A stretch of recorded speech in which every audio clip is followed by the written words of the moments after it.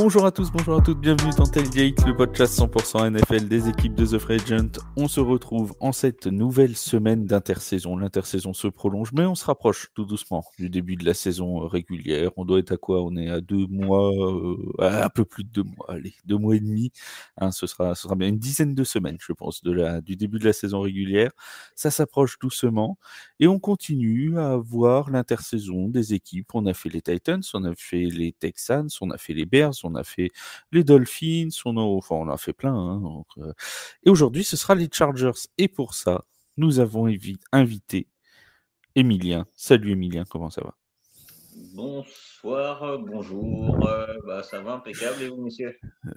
Ça va très très bien. Emilien qui évidemment est derrière le compte Chargers France. C'est pas quelqu'un qu'on a trouvé dans la rue et qu'on a dit tiens viens Emilien dans le podcast, tu vois, qui n'a rien à voir avec les Chargers. Évidemment c'est quelqu'un qui est en lien avec la franchise parce que sinon ça n'a pas grand intérêt. Bien que cet exercice pourrait être assez drôle effectivement Oui, de trouver quelqu'un dans la rue, de le faire venir dans le podcast alors qu'il n'y connaît absolument rien en football ouais, américain.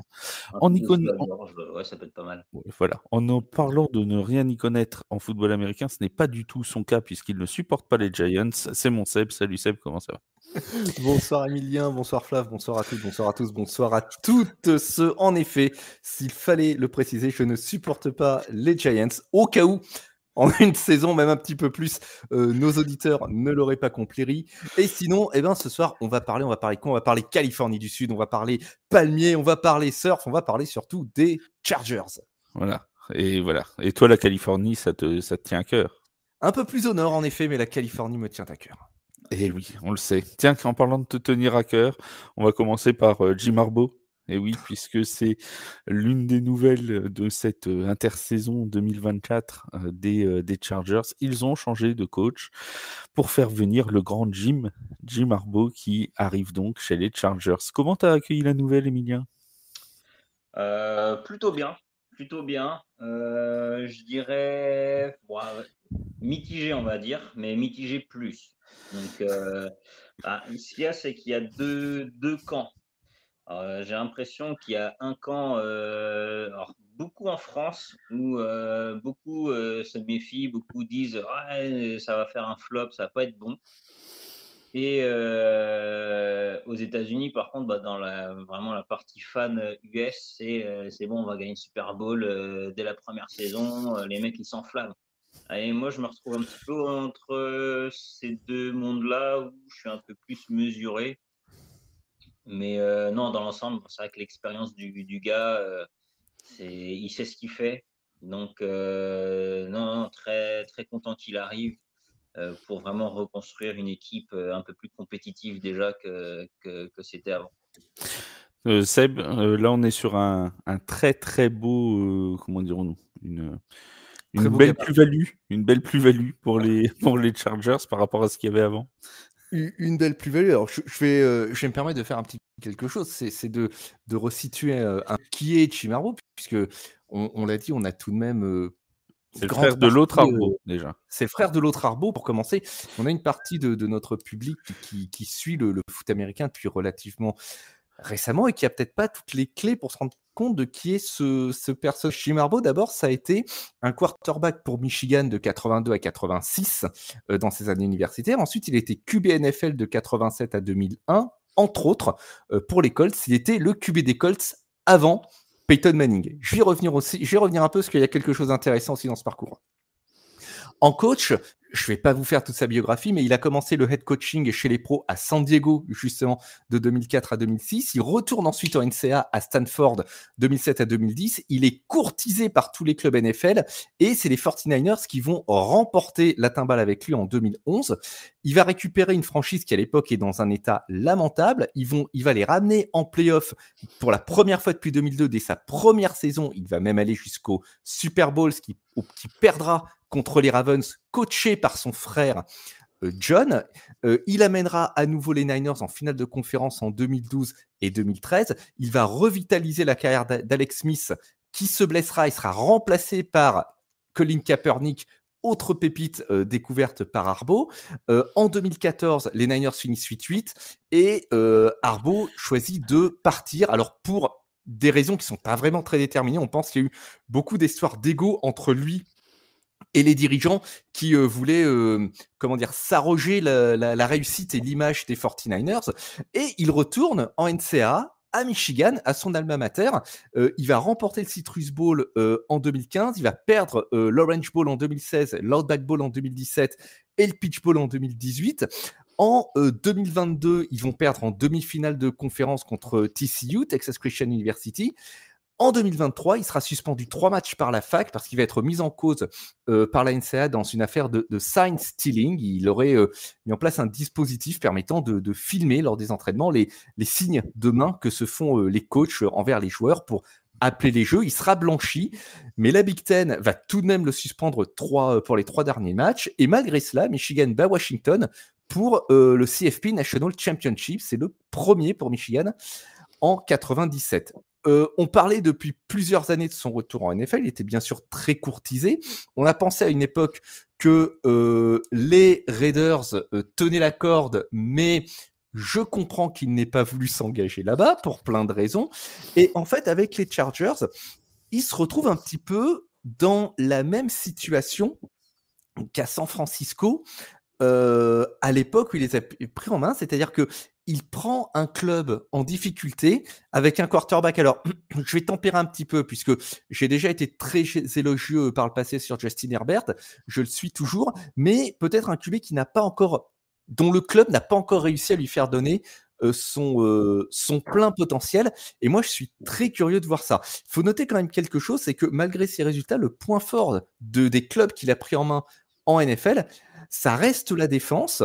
Et aux Chargers, la défense, je suis désolé de le dire, mais c'est quand même pas fifou.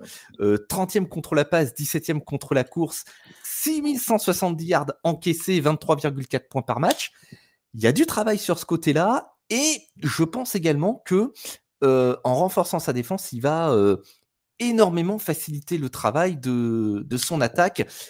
Quand on regarde un petit peu de plus près la philosophie de jeu qu'il le souhaite mettre en place et sur laquelle il s'est déjà exprimé. C'était complet. Je n'aurais pas fait plus complet sur comme une galette, complet. C'est vrai, il manque un truc, Emilien. Il manque juste un truc. Donc, Jim Harbaugh a joué aussi comme quarterback aux Chargers. Il a joué quelques matchs, pas beaucoup. Oui, absolument. Il a fait un petit passage. Il a fait, lors de sa carrière pro, il a fait pas mal de clubs. Je n'ai plus le nombre en tête, mais je crois qu'il y en a au moins 4 de mémoire. Je retrouverai éventuellement tout ça pendant le show, car vraiment... Il manquait une autre info aussi. C'est que, tu l'as dit, il a été au Super Bowl contre son frère. Et ce Super Bowl, c'était à la fin de la saison 2012, si je ne dis pas de bêtises. C'était... Et ben, c'est le Superdome de la Nouvelle-Orléans, là où se jouera le Super Bowl 2024. Où on s'est rendu compte que le réseau électrique est quand même pas top. Hein, voilà. Qu'est-ce que vous voulez? C'était les Saints qui n'avaient pas payé la facture. Donc, il y a quelques problèmes en ce moment entre les Saints et le paiement du stade, donc on ne serait pas à l'abri d'une nouvelle coupure à la fin de la saison. Il y a quelque chose qui est intéressant, en tout cas chez Harbaugh en termes de coaching et notamment sur les postes de quarterback, parce que c'est le poste qu'il a occupé lui-même. Il a été le prédécesseur de Peyton Manning. Il est intéressant aussi de noter qu'à l'université, il a formé le successeur de Manning, puisqu'il a formé Andrew Luck à Stanford, et que, comme je le disais en arrivant aux Niners, il a vraiment revitaliser Alex Smith. On avait vu, Alex Smith, c'était un QB sur lequel les Niners avaient fondé beaucoup d'espoir et qui avait été très décevant jusqu'à son arrivée et il a su le mettre en confiance et on a eu une véritable transformation de ce quarterback en l'espace d'une saison. Alors attention, il n'en a pas fait un Hall of Famer. De nos jours, on dirait que c'est un game manager. On pourrait faire le parallèle d'ailleurs avec Brock Purdy, c'est-à-dire que c'était absolument pas un génie offensif qui allait révolutionner une attaque ou aller au Hall of Fame, mais il était enfin devenu un quarterback plus que compétent et qui d'ailleurs par la suite a fait les beaux jours de Washington et de Kansas City également, je crois, avant l'arrivée de Patrick Mahomes, si ma mémoire est bonne. Commence pas à nous parler de Brock Purdy. Tu sais que ça s'était fait. À chaque fois que tu parles de Brock Purdy, après on se prend une salve en disant mais Brock Purdy de toute façon est bon à rien, machin tout. Donc tu sais que ça va encore créer des problèmes. Si tu oui, mais c'est un bon à rien qui est arrivé 2 fois en finale de conférence en 2 ans. Mais ne parle pas de Brock Purdy, tu sais que c'est pas bon pour... Oh si, c'est bon pour les commentaires, en fait. On va continuer à parler.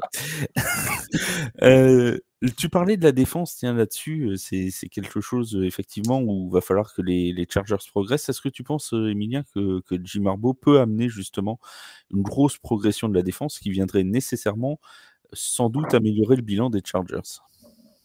Il peut, ça sera pas pire que ça ne l'était. Enfin, ça pourrait. 17e contre la course et 30e contre la passe, ça pourrait être pire. Mais après, à voir, parce que c'est vrai que le coordinateur défensif, c'est entre guillemets un rookie aussi. Hein, c'était le coordinateur défensif de Michigan. Donc après, il a travaillé avec Harbaugh, ils ont travaillé ensemble. Mais c'est vrai que là, à l'instant T, j'ai très très peur de la défense. Là, pour moi, il n'y a pas eu de renforcement au niveau défensif. Le chantier est principalement fait en attaque pour l'instant. Défensivement, j'ai très peur. Là, à l'instant T, je ne vois pas de cornerback numéro 1. Je ne vois pas une ligne offensive. Honnêtement, il n'y a pas de defensive tackle numéro 1 à l'instant T. C'est sûr, on a toujours la paire Mac Bossa de chaque côté, mais honnêtement, ils font pas. Est-ce qu'ils font encore peur à quelques équipes? Je suis pas sûr. Ça reste des bons joueurs, mais c'est bien en dessous de ce qu'on espérait. Mac, on peut dire ce qu'on veut avec la saison qu'il fait l'année dernière en termes de stats. Ce qu'il y a, c'est que faut pas oublier que sur le premier match face aux Raiders, il en fait 6. Donc ça gonfle les stats. Ça reste propre pour un mec de son âge et tout, mais honnêtement, la défense, elle me fait extrêmement peur. C'est ce qu'on dit aussi souvent de Seb quand il fait des interventions. On se dit ça reste propre pour un mec de son âge, mais bon, c'est plutôt pas mal. La défense, ce sera toujours le point faible de ces Chargers, Seb. Je vais être un petit peu moins pessimiste qu'Emilien sur ce point-là. C'est vrai que sur la free agency, c'est resté assez tranquille sur ce plan pour les Chargers. Ils ont fait venir de l'expérience avec Denzel Perryman, linebacker de Houston, qui va entamer sa 10e saison, je crois, cette année. Il a réussi 45 solos, 31 assists en 2023. Moi, ce que j'ai remarqué, c'est qu'entre la free agency et la draft, on a beaucoup insisté sur le backfield défensif. Via la free agency, il y a Christian Fulton qui est arrivé de Tennessee. Et puis, à la draft, si mon fichier veut bien se rouvrir, à la draft, ils ont été assez actifs là-dessus. En particulier au round 5 où ils disposaient de 2 choix et ils ont porté ces 2 choix sur 2 corners, c'était Terry Steele de Maryland et Cam Hart de Notre-Dame, et beaucoup pensent que notamment Terry Steele a le potentiel pour être starter dès la saison prochaine. Ils ont également drafté Junior Colson de Michigan, donc il le connaît la maison. Il le connaît. Il y a quelques joueurs de Michigan qui a, comme par hasard, qui arrivent dans cet effectif via la draft. Mais Colson, ce qu'on attend de lui, c'est vraiment qu'il apporte une stabilité au corps de linebacker qui en manque singulièrement. Donc, c'est vrai que c'est quelque chose. Je pense qu'il y a une grosse part de pari sur la jeunesse dans cette défense pour l'année qui vient. Il va falloir qu'il soit payant parce que ça a été un très très gros point noir pour cette équipe la saison passée. Question sur l'attaque maintenant, puisque Jim Harbaugh, en arrivant, nous a dit Enfin, pas à nous, hein, pas à TF1, mais il a dit à la Pas à presse, toi. pas à moi, Pas voilà. à toi. Je peux pas avoir tous les anglophones du monde qui m'envoient des messages. C'est réservé à certains, visiblement. Il a expliqué à la presse qu'ils allaient s'appuyer sur un très gros jeu de course sur l'attaque l'année prochaine. Alors on connaît, et on en parlera juste après, les qualités de Justin Herbert. Voilà, ça c'est pas à mettre en doute, mais il veut aussi que le jeu de course soit efficace, et pour ça ils sont allés chercher Gus Edwards, l'ancien running back des Ravens de Baltimore. Emilien, une bonne pioche, Gus Edwards? Il me semble qu'il sort de sa meilleure saison en carrière l'année dernière. Donc, Je pense à Baltimore, il a un QB qui court. Hein. C'est ça. Donc, non, après, il correspond. Voilà, il correspond. Hein. De toute façon, on a même récupéré le coordinateur offensif du coup des Ravens. On récupère aussi J.K. Dobbins qui était aussi aux Ravens. Donc, non, après Gus Edwards, oui, je suis content. Après, c'est sûr qu'à la base, moi, j'aurais bien voulu, sachant que voilà, on avait Arbo, on savait que ça allait partir sur du jeu au sol. C'est vrai que j'aurais bien aimé avoir un Saquon Barkley, par exemple, sauf qu'à ce moment-là, on n'avait pas l'argent. Donc, il y a eu des problèmes de cap space. Hein. S'il y a besoin d'aide pour gérer le cap space l'an prochain, tu peux m'appeler chez les Saints. On le fait tous les ans depuis 5 ans. Ouais, non, mais là sur la fin, c'est bon, ils ont réduit pas mal de problèmes. Maintenant, je crois qu'on doit être dans le top 5, top 3 des meilleurs cap space. Là, on a beaucoup d'argent de dispo. Mais au début, c'était très compliqué. On était dans le négatif, c'était pas évident. Mais du coup, non, Gus Edwards, oui, ça va correspondre. Et du coup, il connaît Greg Roman, il connaît plus ou moins aussi le style de jeu Arbo. Donc, non, c'est positif. Après, je n'ai pas sauté au plafond quand j'ai vu la signature. Je me suis dit, voilà, c'est un gars qui est besogneux, un mec qui rechigne pas à la tâche. Donc, non, je suis quand même satisfait. Mais après, c'est un mec qui a besoin d'un comité autour de lui. C'est ce qui a été fait. Ouais. C'est pour toi une bonne pioche, Seb, Gus Edwards?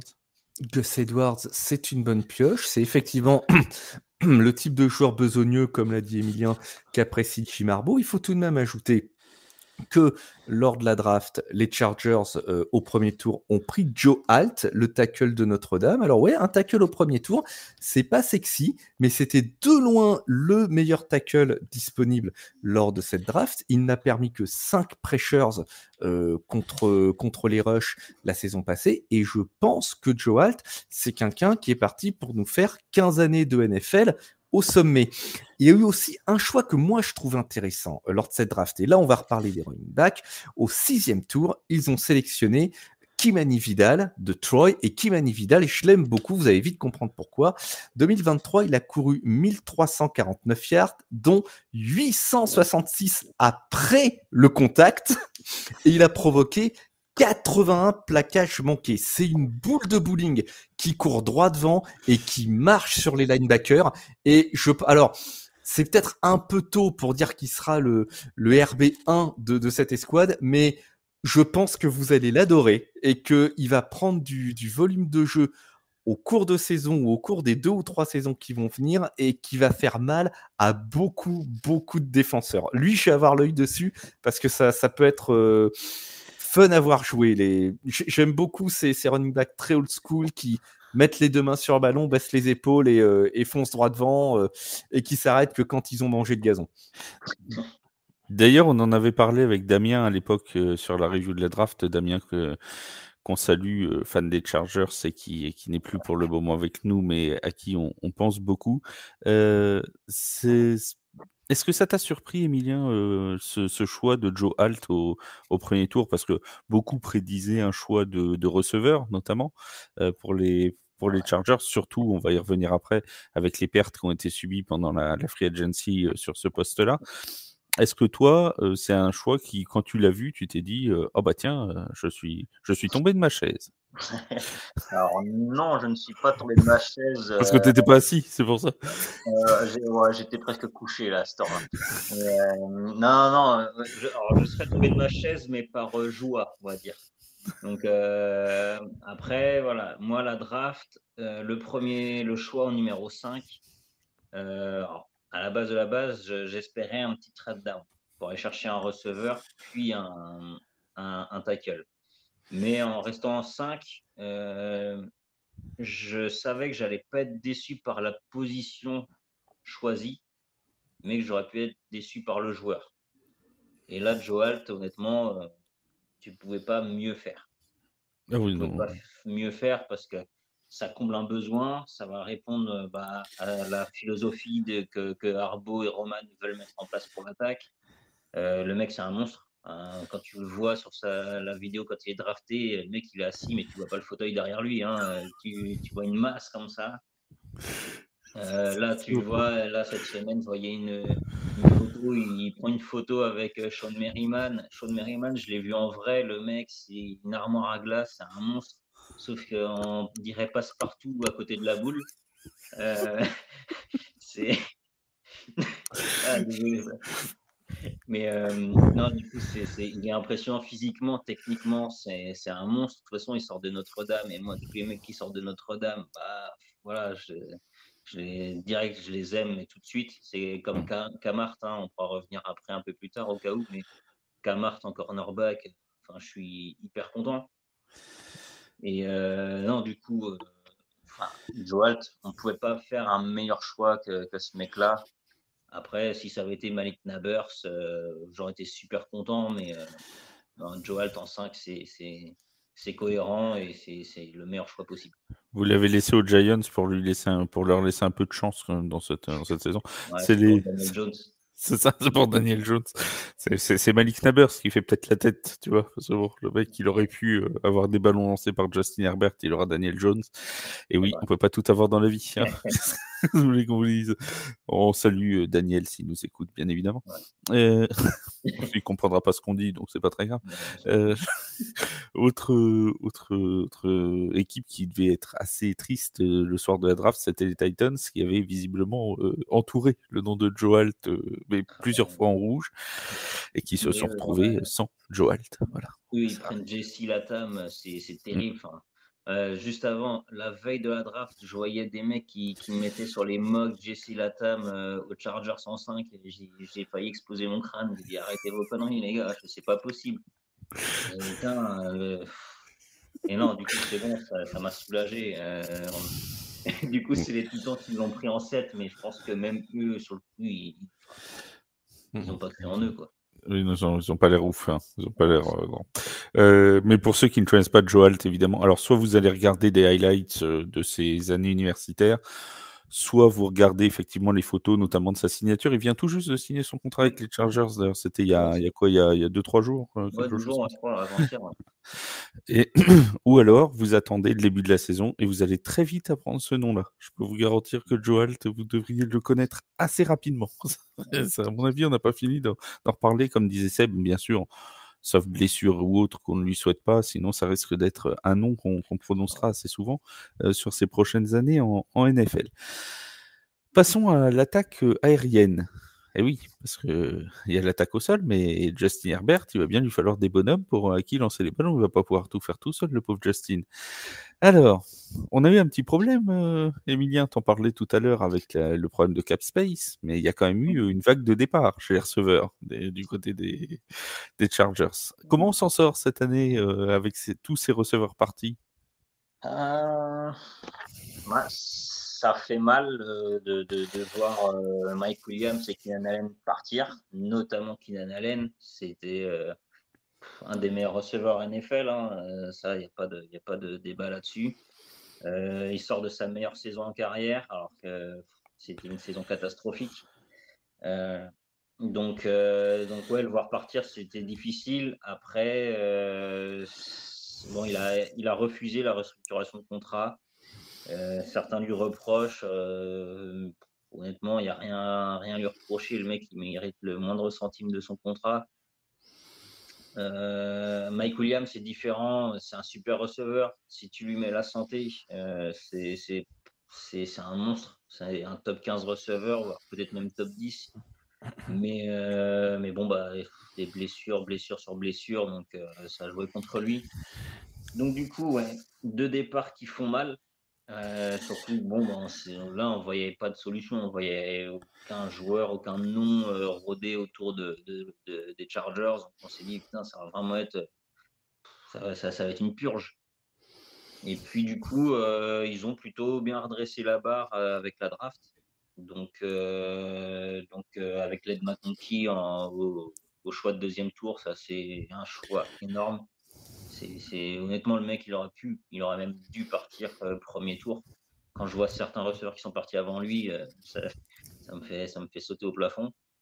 Mais donc voilà, l'aide McConkey qui arrive, Brandon Rice, donc fils de Jerry Rice, qui arrive. Donc lui, à voir ce qu'il va donner. Après, c'est pareil, j'ai la pression Excuse-moi, Emilien, je vais me permettre de te reprendre. On dit fils du meilleur joueur de l'histoire et de l'univers. Merci. Ouais.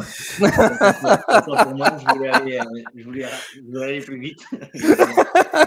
On peut dire fils du GOAT. Voilà, exactement.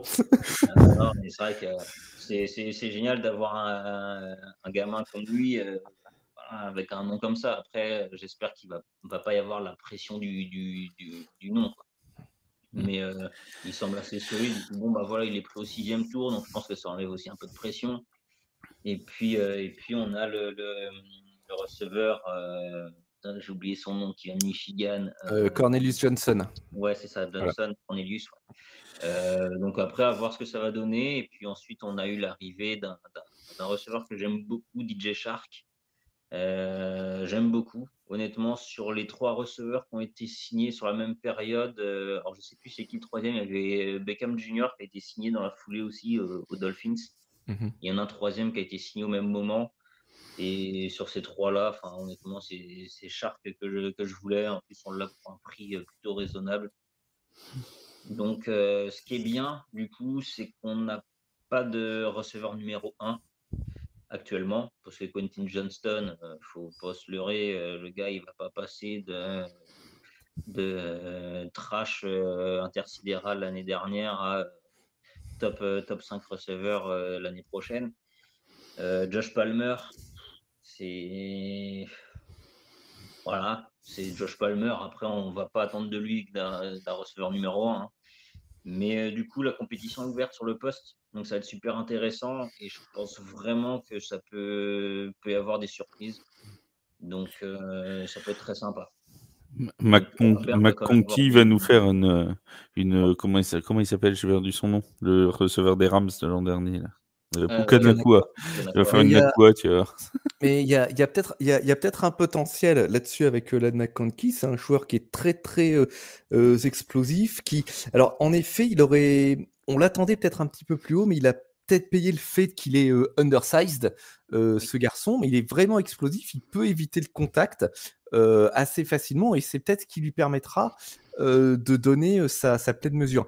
Et effectivement, sur les joueurs qui sont encore, les receveurs, qui sont encore dans l'effectif, Quentin Johnston, 38 réceptions, 341 yards. Josh Palmer, 38 réceptions également, 581 yards. C'est compliqué de voir un wide receiver one parmi ces deux-là. Mais il y a de l'espoir parmi les joueurs draftés. Brandon Rice, d'ailleurs, et Cornelius Johnson sont un petit peu sur le même modèle et sur la même veine, puisque ce sont notamment 2 receveurs qui sont de bons bloqueurs. Et je pense que ça va beaucoup plaire à Jim Harbaugh. Brandon Rice, c'est pas forcément un très bon route runner pour le moment, mais il a une marge de progression. Il y a de quoi faire, il y a du talent dans cette classe de 2024 des receveurs pour les Chargers, mais je pense que de la façon dont ça se configure, effectivement, l'accent, ça nous laisse penser vraiment que l'accent sera effectivement mis sur le jeu au sol. Et DJ Shark, qu'on surnomme tous le bébé, le fameux Baby Shark. Oui, le fameux Baby Shark. Voilà, oui, il fallait bien la faire, excusez-nous. Ce ne sera pas la seule fois de l'année que vous la verrez, bien évidemment, puisqu'on se permettra de participer. On la mettra. Ah bah oui, ça, forcément. Hein, on souhaite qu'on la mette souvent du coup pour vous. Ouais, du coup, ouais, un petit peu quoi, quand même. Ce serait quand même une bonne nouvelle. On n'a pas parlé des tight ends, Seb, si? Non, on n'en a pas parlé. Il y a eu de l'arrivée chez les tight ends aussi, du côté Ouais, bah, des Chargers. il y a eu 2 arrivées en free agency. Il y a eu Hayden Hurst et puis Will Will Disley? Disley. Ouais. Will Disley, ouais. Donc des gros bloqueurs, surtout Disley. Des bonnes mains accessoirement. Après, pour les mains, il y a toujours Donald Parham, mais bon, pareil que Mike Williams, il a des problèmes de blessure. C'est un mec qui me rappelle beaucoup un tight end qu'on avait il y a quelques années, là, Darius Green. Gros potentiel, gros receveur, mais bah, voilà, flingué par la santé, donc pas évident de percer. Mais après, oui, c'est vrai qu'à la base, à la draft, j'aurais bien aimé aussi un Brock Bowers, mais bon, on ne pourrait pas tout avoir non plus. Ouais. Oui, ça fait beaucoup. Joe Alt et Brock Bowers, ça commence à faire beaucoup pour une seule équipe. À la rigueur, il y a que les Bears qui auraient pu faire ça. Ils avaient 2 choix dans le top 10, mais Oui, bon, voilà. ils ont préféré Caleb Williams. Bon, chacun son choix. Seb, est-ce qu'on fait jouer Emilien au jeu du classe ton QB dans le top 10? T'es cruel. Mais Mais oui, si, c'est drôle. Si, c'est marrant. écoute, honnêtement, si on a des invités qu'on peut pas les dans la voix. Non, c'est bien parce que j'ai écouté ce matin, j'ai écouté le dernier sur les Dolphins et du coup j'ai pu anticiper un petit peu, tu vois. J'ai Il nous réfléchi. connaît. Il nous connaît. Et là- Il s'est préparé. Il s'est préparé. Ah, moi, ça, j'aime bien. Et alors, c'est gentil, Emilien. Du coup, ça nous permet de nous faire une auto-promo pour dire que vous pouvez continuer à écouter les podcasts des semaines précédentes, bien évidemment, et à écouter les podcasts ELF aussi, puisque on a notre podcast Merci. sur les Mousquetaires de Paris tous les lundis, qui est publié le mardi et qui maintenant est en live, même le lundi soir, sur Twitch à 21h30. Alors, Emilien, c'est l'heure de classer ton QB parmi le top 10. Eh ben, moi je le mettais aux environs de la 8e place. Ah, moi, je l'ai mis 7, tu vois. Ouais. Dans mon classement, il est 7. 7-8 dans ces eaux-là. Voilà. Est-ce que tu mets Jalen Hurts avant ou après Justin Herbert? Bah, Parce qu'on nous est tombé dessus parce qu'on n'a pas mis Jalen Hurts dans le top 10. Alors... je le mets dans le top 10. Alors après, il faudrait que je me remémore ce que j'avais fait dans ma tête au boulot ce matin quand j'y réfléchissais.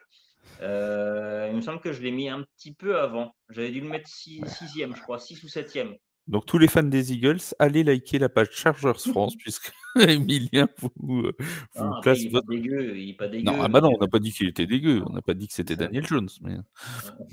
on connaît quand même un petit peu. Ouais, non, on dit que c'est moi qui m'acharne, Flav, mais non, c'est toi. Hein. Là, on a la preuve. Mais moi, j'ai plus d'expérience et puis je sais qu'Yaya écoute le podcast et juste pour ça va le faire râler dans sa voiture. Il faut bien reconnaître, c'est mon petit plaisir du jeudi. Je sais qu'il râle et ça me fait plaisir. Et en plus, je sais que du coup, il va m'envoyer un message sur Discord en me disant bah, tu vois, j'ai râlé. Voilà, je sais. Tu vois, je suis en train d'imaginer Yaya dans sa voiture en train de taper sur l'eau en criant mais c'était le marché, c'était le marché. C'est à peu près l'idée, ouais. Si tu devais, on en a assez largement parlé, Emilien, mais si tu devais donner une note à la free agency et à la draft des Chargers, tu donnerais combien? Note sur 20, allez. En note numérique, du coup, la draft, je mettrais un 15. Un 15 sur 20.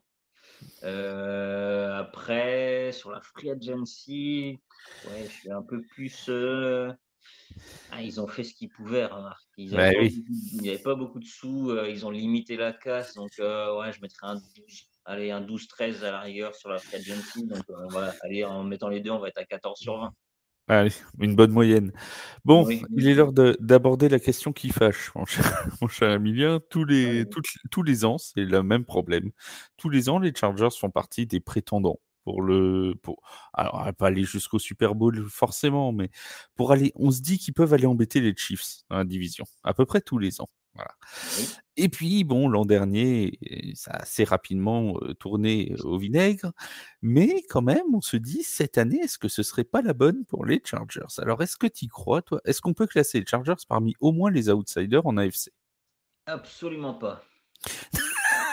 Voilà. Merci. Bien, merci, bonne soirée. Et ce qui est bien avec The Free Agent, c'est que si vous êtes fan d'une franchise, n'écoutez pas le podcast inhérent à cette franchise, puisqu'on a reçu la semaine dernière, et on le salue, notre fan des Dolphins qui n'y croyait pas du tout.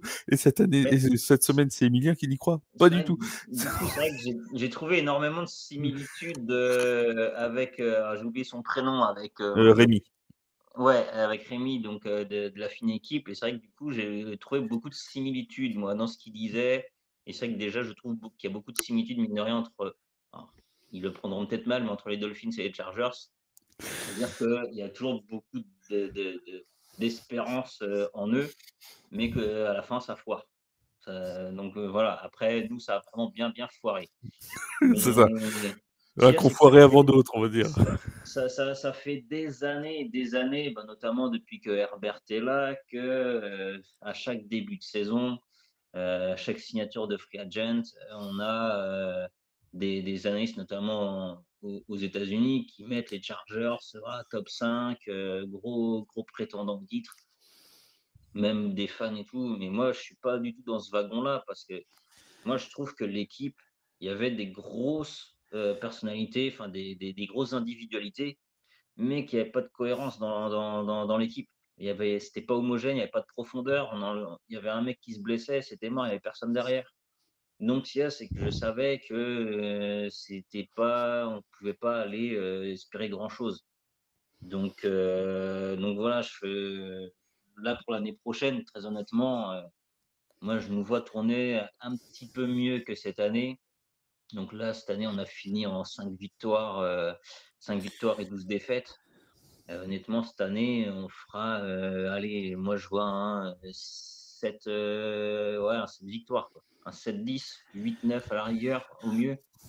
Mais non, après, on est en pleine reconstruction. C'est que voilà, là, il va falloir que toute la mayonnaise prenne. En défense, on en parlait tout à l'heure, la défense, il n'y a rien. Honnêtement, là, à l'instant T, on va se faire défoncer. Là, on n'a pas de cornerback numéro 1 à l'instant T, même si j'ai beaucoup d'espoir en Cam Hart. Ce qu'il y a, c'est que le gars, on ne va pas le lâcher comme ça sur Davante Adams, Week 1 face aux Raiders. Après, chez les Raiders, ils n'auront pas forcément quelqu'un pour lui lancer le ballon non plus. Donc... Après, Gardner Minshew, faut pas l'enterrer. Hein. C'est un gars qui fait le taf. Oui, il fait le taf. Je ne le mets pas dans le top 10 quarterback, si vous voulez. Mais, c'est étonnant. Ouais, non, mais voilà, faut pas l'enterrer. C'est un gars quand même qui est un minimum sérieux. Donc, mais voilà, honnêtement, la défense, elle va se faire manger. Ça va être terrible.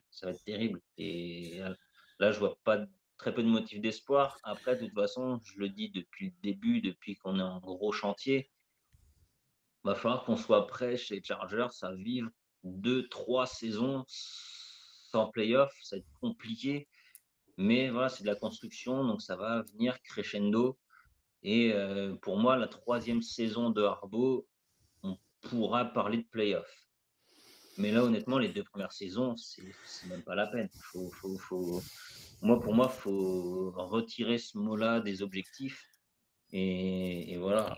Je sens que je vais me faire plaisir dans la preview écrite à mettre en gros titre Los Angeles Chargers prétendant pour 2024 et à identifier Emilien sur la preview pour lui aussi le faire râler comme ça. Ah, je vais péter un câble. Je vais putain, mais merde, il n'a pas entendu ce que j'ai dit. il a rien écouté.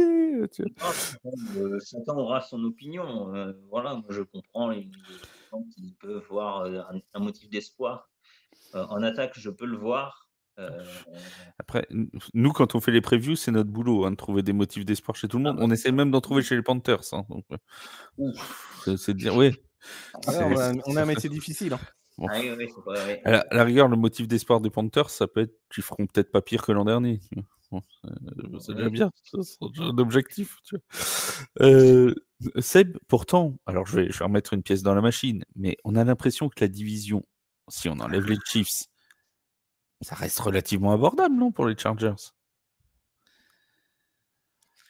C'est très exactement la réflexion que je me faisais, tandis que Emilien nous présentait son... Parce que oui, laissons les Chiefs de côté, c'est hors concours. Déjà parce qu'on va avoir des problèmes avec les Chiefs. On va arrêter d'avoir des problèmes avec les Chiefs tous les 4 matins là. Donc les Chiefs, ils sont hors catégorie, c'est les champions sortants. Ok. Alors Vince, excuse-moi, hein, mais Denver, Et Prince aussi, ils sont excuse-moi. et Prince également, excuse-moi, hein, désolé. Denver, ils sont quand même pas dans un état qui est très reluisant. Ils ont le meilleur Les coach Raiders, de l'histoire du monde. Mais... oui, mais pour le moment, le meilleur coach de l'histoire du monde, il a un petit peu de mal au démarrage, hein, ça cale un peu. Les Raiders, j'ai envie de dire, c'est les Raiders, c'est-à-dire que chaque fois qu'on voit une once de début, d'amorce, d'éclaircie, ça s'effondre de façon spectaculaire. Moi, je pense que les Chargers ont un coup à jouer dès cette saison. Un coup à jouer. Alors attention, un coup à jouer, une fois de plus. Hein, j'ai absolument pas annoncé les Chargers au Super Bowl. Mais au moins dans la poule, il y a une deuxième place à prendre. Oui. Et après, si ça devait être serré face à Kansas City, si ça devait basculer sur un match, moi je suis certain que Harbaugh, une victoire contre les Chiefs dès cette saison, il y pense déjà. Hein. Sur le CV et sur le bilan de la fin de saison, ça ferait quand même joli. Moi, je pense que la poule est plus ouverte que si je puis me permettre, et bien que ce que tu ne le penses. Alors, et puis dans le calendrier, si on regarde le calendrier des Chargers, ils croisent avec la FC Nord. Bon, ça, c'est pas un cadeau. Hein. On soit bien d'accord. Ouais, là c'est moyen. Là, c'est pas un cadeau. Ils croisent avec la terrible NFC Sud, qui est pas un cadeau non plus. Hein, notamment pour sa tête de gondole, les seuls, les uniques Saints de la Nouvelle-Orléans, mais pour les autres, c'est jouable. Son champion de la NFC Sud, les Saints, on n'a pas vu la même saison. On a eu un problème de connexion. J'ai pas entendu ce que voilà, bref.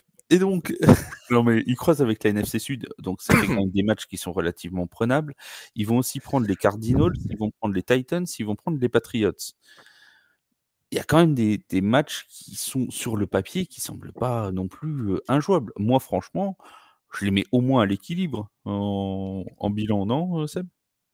Oui, ce que tu as cité, alors ça va être des matchs à prendre. Précisément, c'est sur ces matchs-là. Si vous commencez en 0-2 après avoir perdu contre les Raiders et les Panthers, bon là c'est vrai qu'on va mal barrer. On va être mal barré. Non, mais vous l'aurez mérité. Là, vous l'aurez mérité, sans rire. Je suis désolé. Non, plus sérieusement, tous ces clubs-là que tu as cités, c'est des matchs à prendre impérativement. Je dirais même, c'est sur cela qu'il ne faudra pas se louper. Avant de penser à arracher le scalp des Chiefs, c'est justement sur ces matchs-là contre les Panthers, contre les Patriots, etc. T'as vu, j'ai pas cité les Saints, qu'il faudra impérativement aller chercher des victoires et qu'ils ne pourront pas se permettre de laisser passer. Alors, je suis d'accord. Au bout du compte, si ça se présente bien, on pourra dire oui, mais le bilan est en trompe-l'œil, etc. Pour le moment, il faut prendre ce qu'il y a à prendre. Parce que ça fait partie d'une reconstruction. C'est comme ça que tu bâtis à la fois, que tu aguerris un effectif et que tu lui fais prendre confiance. Ils vont aller jouer le 31 décembre chez les Patriots, là-bas, à Boston. Ça va être sympa le 31 décembre, je pense. Il va faire bon. Ouais, il va falloir sortir les thermolactines. Ne plaignez pas, nous, les Saints, ils vont jouer à Noël à Green Bay. Hein. Niveau température, hein, c'est pas terrible non plus. C'est pas fifou comme dirait l'autre. J'ai hâte du week 3 parce que ça va être un test assez sympa, notamment pour Joe Alt. À Pittsburgh. À Pittsburgh. Donc Alt, il va. Déjà, Alt, premier week, il va se coltiner Max Crosby. Week 2, ça y est, j'ai oublié. C'est les Panthers, donc il va se coltiner personne. Ça devrait aller. J'espère. Mais après, Steelers, ça va être un test assez sympa parce que c'est une équipe quand même costaud. Donc, ça va être un test, on va voir où on est. Et si chez les Panthers sur un Junior Rao, français. Sur petit squad, non? On sait pas, laisse-moi un peu d'espoir. Il a une chance de percer, hein. À l'arrière, bah oui, à l'arrivée. Dans laquelle tout le monde a sa chance, c'est les Panthers. Hein. C'est ça. Et respect, voilà, c'est le premier match contre les Chiefs de la saison, ce sera en week 4, ce sera à Los Angeles le 29 septembre. Voilà pour le petit calendrier des Et Chiefs. ensuite, c'est le bye week. Et ça, les bye week là, aussi tôt dans la saison, ça me rend fou. Bon, alors, tu sais, il y a des équipes qui ont eu des bye week encore plus tôt. On salue les Mousquetaires de Paris qui ont une bye week en Ouais, week déjà 1, week one, eux, et qui ont leur deuxième en week 5. Ce qui est quand même pas. Hein, voilà. Donc, comme ça, ils auront fait leurs 2 dans les 5 premières semaines. Ça sera réglé. Et puis après, vous n'avez pas le droit de vous reposer, les gars. Vous aviez qu'à pas accueillir les Jeux Olympiques. Voilà, ça vous apprendra. Que du match à l'extérieur. C'est ça, que du match à l'extérieur. Voilà. On salue évidemment les Mousquetaires. Et tiens, on en profite pour passer un message. Si vous êtes dans la région parisienne, allez voir le match contre le Rennes-Fire à Jambouin samedi. Ça va valoir son petit pesant de cacahuètes. C'est à 16h, donc à Jambouin. Voilà pour le petit message mousquetaire. On se balade ailleurs en NFL. Tu restes avec nous, Emilien, pour faire le ailleurs en NFL. Oui. Mais oui. Allons parler. Tiens, on parlait des Steelers. Parlons de Mike Tomlin. Prolongé 3 ans chez les Steelers. Seb, c'est la bonne nouvelle pour Pittsburgh. C'est la bonne nouvelle. Et puis, bon, soyons honnêtes, le contraire eût été étonnant. Parce que, à moins qu'il y ait eu une grosse bisbille avec les dirigeants du club, il n'y avait pas de raison pour que Mike Tomlin ne soit pas prolongé au regard de son bilan. Ça va être sa 17e saison en 2024, 173 victoires au total. Il n'a jamais connu de saison négative. Il a été couronné champion en 2008. Il est assuré de rester à Pittsburgh pour 3 saisons encore. Ça récompense la stabilité et l'efficacité. Je ne trouve absolument rien à redire sur cette prolongation. Parce que il faut quand même rappeler que Mike Tomlin a donc fait que des saisons équilibrées ou positives, avec un effectif qui n'était pas toujours non plus parmi les meilleurs de NFL. Hein. On va pas, tu vois, la saison dernière, ça Voilà. nous a quand même suffisamment fait parler. Hein. Le bilan final des Steelers au regard de leur que même Romain de Steelers France ne comprenait pas. C'est même lui, il était parti, je sais pas. Il y a des choses qui défient la logique. Écoute, tant mieux pour Mike Tomlin. On se fait outscorer à chaque fois, mais on gagne. Je sais pas comment on fait. Bon, bref, c'est pas très grave. Non, mais voilà, Mike Tomlin, c'est vraiment c'est pour toi, Emilien, c'est top 3 des meilleurs entraîneurs NFL. Je vais même pas dire le meilleur, mais ça pourrait presque être. Oui, il fait partie des meilleurs, même là, à l'instant T. Si, il y en a. Là, j'ai la liste là, mais c'est vrai que oui, il fait dans le top 3 des meilleurs coachs NFL. Ouais. Avec du Andy Reid, avec du Harbaugh, avec tout ça. Quoi. Non, la longévité, c'est ça, c'est impressionnant. C'est ce que vous disiez, les gars. Il n'a jamais connu une saison négative de sa carrière, avec des effectifs qui n'étaient pas forcément dingues. Et puis il est resté fidèle à sa philosophie de jeu. Hein. Il n'a jamais changé, il s'est adapté, il a fait les adaptations nécessaires.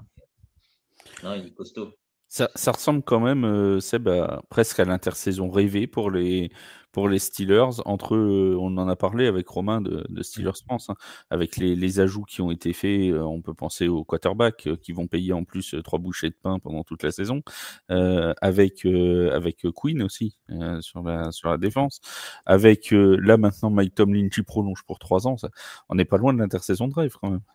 On n'est pas loin de l'intersaison de rêve. Hein. Tu l'as dit, 2 quarterbacks, 2 noms qui arrivent, Russell Wilson et Justin Fields, qui vont littéralement être payés par leur ancien club quasi intégralement. Et puis, et on voit que c'est triste, Emilien. Tu vois, le coup de Russell Wilson payé par son ancien club, on a vu un léger rictus, pour tout vous dire.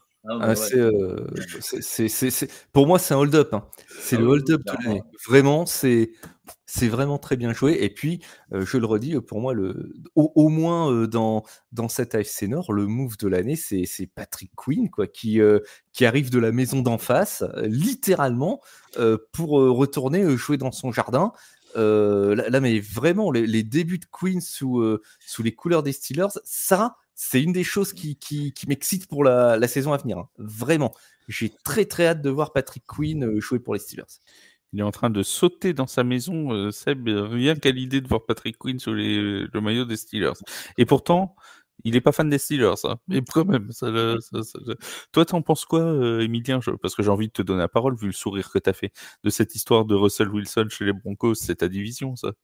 Bah, bon, après, j'étais pas mécontent qu'il soit chez les Broncos vu ce qu'il a fait, hein, mais là, de savoir qu'ils vont se faire pomper une bonne partie de leur cap space par Wilson qui va jouer ailleurs, c'est un coup de maître des Steelers, quoi. Et alors moi, j'ai toujours pas compris les réactions des gens. Il y a des gens qui nous ont dit, mais qu'est-ce qu'il va faire là-bas? C'est le pire recrutement du monde pour les Steelers. Mais il y a mais il y a zéro risque, il y a rien, il y a pas de Si ça risque. le fait pas, au pire, bah, les mecs, ils envoient Justin Fields. Honnêtement, Justin Fields, je fais partie de ceux qui croient en lui. C'est pareil, il y a très peu de risques aussi avec lui.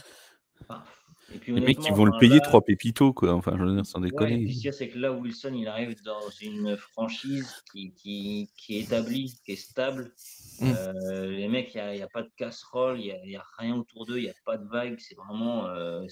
Ça va être bien cadré avec Mike Tomlin, Ouais, on en parle. et tout. Enfin, les mecs, ils arrivent dans un endroit qui est vraiment tranquille. Et alors que Denver, bah, c'était déjà un chantier, quoi. Donc, c'est vrai que c'est pas du tout la même atmosphère. Donc, non, il peut revenir tranquillement. Il n'y a pas de. Vraiment, oui, ça va être une saison particulièrement intéressante à vivre du côté des Steelers de Pittsburgh. Et j'en profite pour saluer à nouveau Romain de Steelers France. On a le début des mini-camps. Oh, les mini-camps, c'est génial, les mini-camps. Et tiens donc, mais qui est-ce qui n'est pas venu hier au mini-camp? Dis donc, oui. Bah tiens, hein mais de qui donc on va parler, dis donc? Oh, c'est dingue. Peut-être avait-il peur de se faire mal au tendon d'Achille. Aaron Rodgers n'était pas là. Tiens donc, mais pourquoi? Mais pourquoi, Seb? Alors, moi, quand j'ai eu ça, je me suis dit, qu'est-ce qui se passe? Il y a une dispute contractuelle, alors que non, il a restructuré son contrat, ça allait bien. Eh bien, c'est encore mieux que ça. Alors là, mes enfants, je suis désolé de vous le dire, hein, moi, ça fait 30 ans que je suis le foot, c'est la première fois que je la vois, celle-là. Il est absent pour des raisons, je cite, importantes pour lui.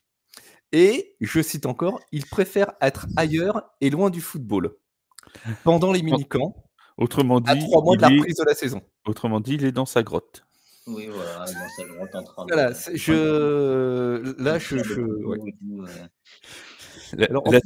La tête de Robert Saleh en conférence de presse est absolument collector.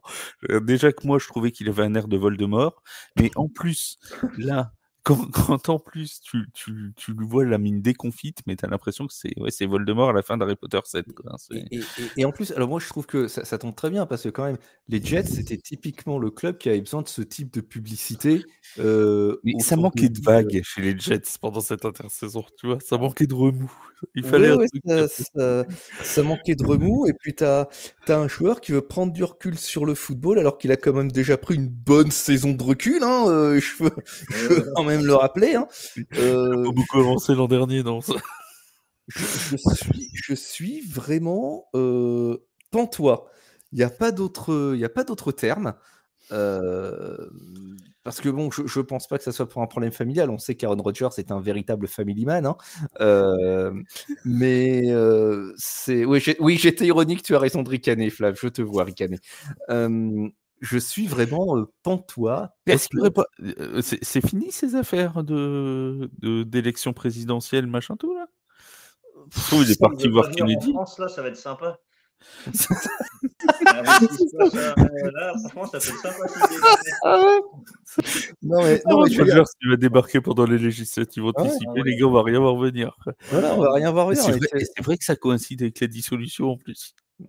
Non, mais t'imagines, c'est comme si t'avais Kylian Mbappé qui dit non, mais en fait, je quitte l'entraînement parce que je vais m'occuper de la campagne présidentielle de je sais pas quel parti, quoi. Mais enfin, je sais pas si c'est un rapport dans le cas d'Aaron Rodgers, mais c'est vraiment c'est fou. Alors là, je vais appuyer le message, mais il y a intérêt à ce qu'il performe la saison qui vient, parce que s'il se plante là, mais personne ne va le lui pardonner. Surtout qu'un truc qui est surprenant, c'est on en discutait avec Kevin, que vous retrouvez avec moi sur le podcast LF le lundi, mais il est fan des Packers, Kevin, et il me disait assez fréquemment, c'est arrivé qu'Aaron Rodgers zappe les OTAs. C'est arrivé assez fréquemment chez les Packers. Quand il est arrivé à New York, il a dit: «Je ne ferai plus jamais ça». Mais là, on est même carrément dans les mini-camps, tu vois? C'est les mini-camps obligatoires. Parce qu'aux OTAs, il était là. Ouais, C'est ça le et truc. voilà. Et là, c'est le mandatory minicamp. Alors moi, la dernière fois que j'ai vérifié, mandatory, ça veut quand même dire obligatoire. Je pense que moi, si je dis à mon boss, alors j'ai besoin de temps pour moi et je vais me trouver ailleurs et éloigné de mon domaine professionnel, je suis pas sûr qu'il accepte de bon cœur. Ou alors si, il va me dire: «Bah, je vais te donner beaucoup de temps libre voilà, pour, et tu vas avoir que ça». Non, c'est fou. La dernière fois qu'on a essayé de faire ça avec Charles, je te rappelle, tu nous as fait commenter Tim Boyle en prime sur le Black Friday Game Ouais, contre, c'était contre moche. les Dolphins. Ouais, Donc c'était moche. voilà, C'était je veux dire, moche, on ne demande plus de jours de congé chez TF1. Je vous le dis tout de suite, hein. C'est terminé. C'est absolument terminé. Emilien, toi, un petit avis sur Aaron Rodgers? Non? T'as pas d'avis? Ouais, ce mec, il m'a perdu quand il est parti dans ses délires d'élections et tout, qui voulait s'engager dans les campagnes trumpistes et tout ça. Enfin, le mec, il est parti. Ouais, je pense limite, je commence à m'inquiéter un peu pour sa santé mentale, quoi. Eh Là, oui. le mec, t'as l'impression qu'il part en vrille entre toutes les thèses complotistes. Là, le truc, c'était quoi là, le délire là? Et pareil, c'est par rapport au Covid là qu'il a sorti des trucs de malade là à l'intersaison, début d'intersaison. Oui, mais ça, Ouais, sur le ouais, Covid, de Il est toute parti dans façon, un truc, ouais non, le mec il m'a perdu quoi. Honnêtement, s'il se refait le tendon d'Achille en début de saison, ouais, c'est pas grave quoi. Le gars alors là, il est c'est Emilien hein, qui voilà. prend la responsabilité, hein, c'est pas nous. Hein. Non, mais ce qu'il y a, c'est que là, le mec, ouais, c'est un fou qui reste dans sa grotte à la rigueur. C'est ça, voilà, qu'il aille Alors, penser dans sa grotte. plus sérieusement, moi, c'est le message que ça envoie au reste de l'effectif C'est qui est un ça. petit peu parce que encore voilà, sur un joueur vétéran, qui ne participe pas à certains entraînements de la semaine et cetera, ça, pour le ménager parce qu'il y a, voilà, il y a le côté aussi, récupération et physique, il y a pas de souci, ça peut s'entendre et c'est d'ailleurs très, très courant, hein. Certains joueurs vétérans qui participent pas, à l'entraînement du mercredi, par exemple, ça, c'est pas un souci. Là, c'est quand même un joueur qui décrète à moins d'une centaine de jours de l'ouverture de la saison que, il a besoin d'un coup de prendre du recul et au moment où tout le monde travaille, où tout le monde va rentrer dans le dur, Mmh. en fait, et où tout le monde va arriver dans cette période de l'année, juste avant la saison où on est censé souffrir et s'entraîner tous ensemble pour, souder un groupe. Le message que ça envoie, moi, il m'inquiète un petit peu, hein, pour cette équipe. Alors, on pouvait pas tomber mieux parce que pile au moment où on en parle, il y a une news d'Adam Schefter qui vient de tomber il y a 3 minutes, mais c'est vraiment, récent, qui dit donc Robert Saleh aurait dit, le head coach des Jets: «Aaron et moi sommes exactement sur la même longueur d'onde. Il n'y a aucun problème entre Aaron et ses coéquipiers. Nous en avons parlé. C'est plus un problème pour tout le monde à l'extérieur du bâtiment qu'à l'intérieur».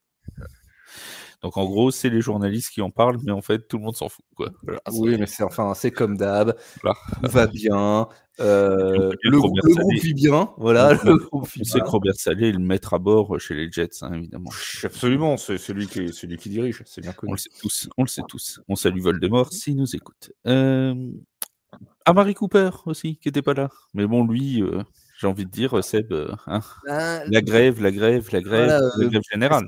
voilà, business as usual, dans ces cas-là. Il est dans sa dernière année de contrat. Je rappelle son contrat, c'était 5 ans, 100 millions de dollars. Il veut une extension. Et quand, arrivent les camps et que tu n'as pas signé ton extension, bah, tu restes chez toi pour, coller la pression sur ton club. Alors les Browns sont en contact avec son agent apparemment, pas avec le joueur lui-même directement. Heu, Comme d'habitude à cette période de l'année et dans ces configurations-là, c'est la petite guerre d'usure, habituelle. Ouais, voilà, c'est ça. Bon, il y en a d'autres, on va pas tous les faire, hein, mais il y en a d'autres qui utilisent cette technique. Alors Ja'Marr Chase, je crois que lui, il est présent, hein. Ja'Marr Chase, il était présent, c'est Higgins Higgins qui est qui pas, ouais. n'y est pas, ouais. Bon, lui, on sait qu'il y a un contrat en jeu, ça fait. Mais Il y a, alors, une T. Higgins, tension, il y a une vraie tension avec T. Higgins. T. Higgins, il y a une petite subtilité, c'est que T. Higgins, il a été tagué, il n'a pas Voilà. signé son tender. Donc, techniquement, actuellement, il n'est pas sous contrat, Ouais, T. Higgins. voilà. Alors que Amari Cooper est sous contrat et peut être sanctionné. Il aura d'ailleurs très certainement Oui, une c'est ça. amende. Ouais. Par jour de camp, il ne se sera pas présenté. Mais c'est vrai que ça peut paraître étonnant aux non-initiés d'accepter de prendre une amende quotidienne, amende où il y a quand même il y a bien 4-0, hein, si ma mémoire. Oui, il y a quelques Voilà, milliers. voilà, et quelques milliers. Mais les sommes au bout sont tellement énormes que voilà, ça sera déduit du chèque final, mais c'est peanuts. T. Higgins, lui, il n'y a pas cette sanction-là, puisque comme il n'a pas signé, techniquement, Oui. il n'est pas sous contrat. Et je crois que lui et le club ont jusqu'au 15 juillet pour se mettre d'accord. Et on rappelle qu'il a tout à fait le droit, c'est dans son droit le plus strict, de ne pas signer son franchise Absolument. tag et de ne pas jouer pendant la saison 2024. Ça fait partie des possibilités qu'il a. Visiblement, c'est pas dans celles qui sont Non, c'est pas dans celle qui sont retenues, évoquées. hein, dans ce qu'il a dit dans la presse. Il n'ira pas jusque-là, mais ça fait partie des possibilités des joueurs qui sont sous franchise tag. Comment ça se passe les camps chez les Chargers? Ils sont allés à Camp Pendleton hier, je crois. Ouais, c'est ça, ouais, ils étaient dans un camp militaire. Bon, ça se passe bien. L'ambiance avec le coach, tout ça, tout se met bien en place. Ça semble bien se dérouler. Il n'y a pas de crise d'ego. D'ego. Après, les mecs qui luttent pour leur contrat, ils ont tout à fait. C'est tout à leur honneur, hein. Après, non, il n'y a pas de soucis, pas de vagues. Tout se passe très bien. Les entraînements se déroulent très bien. Il y a toujours des belles vidéos qui sortent pour dire ouais, vous allez voir, Quentin Johnston, il va vous faire mentir, il va fermer des bouches. Il va Et faire tout. 4 milliards à la réception. Ouais, c'est ça. Non, mais voilà, l'acclimatation se fait bien, l'adaptation au système Arbo semble bien se passer. Et puis avec les fans et tout, ça se passe très bien. Donc non, pour l'instant, il n'y a que du positif, c'est calme, Ça me fait penser à ces déclarations de joueurs de la draft, tu sais, où il y a toujours des déclarations où tu as un coach ou un coordinateur ou n'importe quoi qui va te dire c'est le meilleur, mettez la position du joueur que j'ai jamais vu de ma carrière. Tu vois. Alors ça, t'es tranquille, t'as toutes les intersaisons dans tous les clubs, tu as le droit. Tu vois. C'est le meilleur quarterback qui m'ait été donné de voir en 30 ans. Tu vois. Alors nous, en bon journaliste, on relaie ça, évidemment, parce que ça nous fait un peu de papier, mais on n'y croit pas beaucoup. Mais eux non plus, t'inquiète. Même eux, oui. Voilà, c'est toujours sympa. Bon, en parlant de quelqu'un qui, lui, sera à la retraite, parce que bon, il était peut-être temps qu'il se prononce quand même, notre ami Darren Waller. Ça fait quoi 3 mois qu'il nous dit retraite par retraite, retraite par retraite, retraite par retraite. Finalement, il sera à la retraite, Seb. Oui, finalement, Darren Waller qui prend sa retraite. Alors, faut être honnête, depuis C'est notre quelques point de semaines. Giants du jour. Voilà, le point Giants du jour. Faut être honnête, depuis quelques Obligé. semaines, les Giants avaient quand même intégré l'information de cette retraite. Il se retire à 31 ans. Son bilan final, 350 réceptions, 4124 yards et 20 touchdowns en 8 saisons. Il avait connu des problèmes de santé, problèmes respiratoires l'année dernière. Il a connu de nombreuses blessures, notamment ces 2 dernières saisons. Il a avoué qu'il avait eu des soucis de consommation de drogue en début de carrière, et là-dessus se sont aussi greffés des problèmes de santé mentale suite à son divorce. D'ailleurs, le fait de prendre soin de sa santé mentale a sans doute eu un très gros rôle dans sa décision. C'est probablement un des meilleurs Titans de la ligue, mais cette carrière va conserver du coup un goût d'inachevé pour nous les fans de foot. Néanmoins, je pense que pour lui, c'est pour le mieux au regard de ses problèmes de santé qu'il a pu rencontrer. Et j'espère pour lui que ça va lui permettre de se reconstruire et de vivre un peu plus sainement et surtout sereinement. Tu l'as eu en adversaire de division, toi, Emilien, Darren Waller? Quand ils étaient à Auckland, ouais, c'est ça. Bon, après, c'est un top tight end, hein. C'était un mec, c'était un monstre, hein, autant sur les blocs que sur la réception. C'est une super arme offensive, donc ouais, c'est toujours dommage de voir un mec comme ça partir. Ça reste un super joueur. Et bon, ce qu'il y a, c'est voilà, avec tous les problèmes de santé, Les mecs, faut qu'ils s'écoutent. Maintenant, c'est vrai que on en parle de plus en plus, hein, tout ce qui est alors t'as la santé physique, hein, les mecs, les blessures et tout. Mais le pire, c'est celle qui se voit pas, hein, c'est santé mentale. Donc les mecs, s'ils arrivent à s'écouter comme ça à temps, prendre le problème au bon moment, c'est super important, quoi. Faut que les mecs arrivent à s'écouter parce qu'il y a trop de mecs qui sont partis en vrille, qui ont fait n'importe quoi. Donc c'est sûr, comme tu disais, hein, Seb, il y a un goût d'inachevé, mais faut savoir partir, faut savoir dire stop. Donc là, c'est tout à son honneur. Donc, voilà. Voilà. Et il est pas mort, hein. Il a 31 ans, Darren Waller, si je dis pas de bêtises. Donc c'est vrai que bon, il pouvait encore avoir quelques belles années derrière lui. Il y a Travis Kelce qui nous a dit aujourd'hui qu'il pensait pas à la retraite. Alors, ouais, et puis il est plus vieux, Travis, hein, donc, comme quoi. Emilien aurait bien aimé que Travis pense à la retraite, mais non, c'est pas grave. Et oui, dommage. Faudra encore se le coltiner encore quelques saisons. C'est comme ça, c'est la vie. Merci beaucoup, Emilien, d'avoir été avec nous. Je vous rappelle, vous allez suivre le compte Chargers France, toute l'actualité des Chargers en français. Voilà, c'est aussi simple que ça, c'est ça, hein, j'ai bien résumé, Emilien? C'est ça, j'essaye. J'essaie de suivre l'actualité au maximum. Bon, là, j'étais un peu plus penché sur le rugby, mais je vais repartir tout doucement sur le rugby. Le rugby. Ah ouais, le rugby. 14 et tout, donc ça, voilà, c'est important. Ah, je vois, c'est très important, effectivement. Mais en tout cas, merci beaucoup, hein, pour l'invitation, hein, c'était un plaisir, comme d'hab. Et tu reviens bien évidemment quand tu veux. Seb, merci aussi d'avoir été des nôtres, comme toutes les semaines. On se retrouve le lundi soir, 21h30, pour faire le podcast et le live ELF. Alors, on aura un joueur des Mousquetaires de Paris qui sera avec nous. Normalement, je ne dis pas son identité, vous suivez les réseaux sociaux.